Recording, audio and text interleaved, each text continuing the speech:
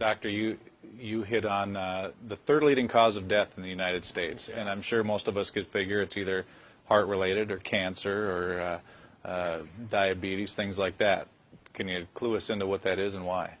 Yeah, okay, and thank you for asking that, because this is the 10,000-pound gorilla in the room that nobody's talking about. The third leading cause of death, as published in the Journal of the American Medical Association, is MD-directed treatments. This means you go to a medical doctor, an MD. He gives you a treatment and you die from it. According to the United States Department of Health and Human Services, 15,000 Medicare patients a month are killed by MD treatment, and nobody goes to jail. A handful of terrorists fly 2 planes into the Twin Towers. 3,500 people die, and we go to war. But 15,000 people a month are killed by medical doctor treatments, and we don't bat an eyelash. This is because we have been, I don't want to say brainwashed, that's not the correct term, but we have been, for the last 100 years, kind of led into this false belief. You know, I think it was Marcus Welby that started it, that the medical doctor is king and knows everything about everything. And really, you need to just shut up and follow your medical doctor's advice. Most people in the United States have no idea at all of the history of the evolution of medicine in the United States. In the early 1900s, it was a relatively level playing field between the chiropractors, the osteopaths, the homeopaths, and the MDs.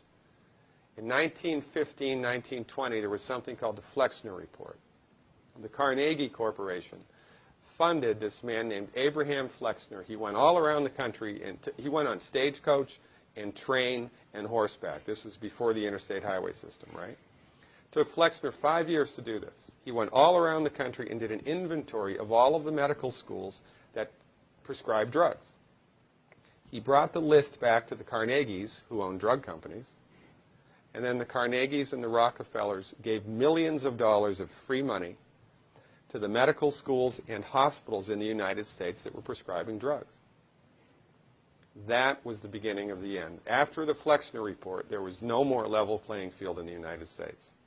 And the MDs started a juggernaut that's taken off. Most people in the United States think that the predominant medicine here, MD-directed pharmaceutical medicine, we think that those guys are top dog because their therapeutics are better than the homeopaths or the naturopaths or the chiropractors. It's not. They're in the driver's seat because of political and financial coalitions that were built at the turn of the century that most people have no idea of at all. And it's a gigantic problem. And I mean, it's crazy, right? It's the third leading cause of death. And yet, when the government makes noise about messing with people's insurance, everybody freaks out. Mm-hmm. And that's a whole other thing to talk about, isn't it? Because what is medical insurance? When you buy medical insurance, what are you doing?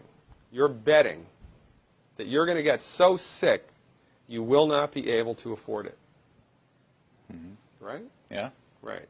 And then, so you pay good money every month to gain access to a system of medicine that's the third leading cause of death in the United States. We need our heads examined, quite frankly.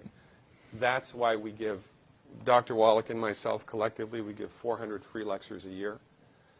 And we're building a grassroots network because people don't know this. I mean, people, I come to my lectures and they look at me and say, couch potatoes live longer? Medical doctors, the third leading cause of death? You know, what's going on here? We're like the people, you know, in Galileo's time saying, hey, everybody, you know, it's the sun that's at the center of the solar system, not the Earth. Well, hey, everybody, the Earth is round, it's not flat. Or, hey, everybody, slavery's a bad thing.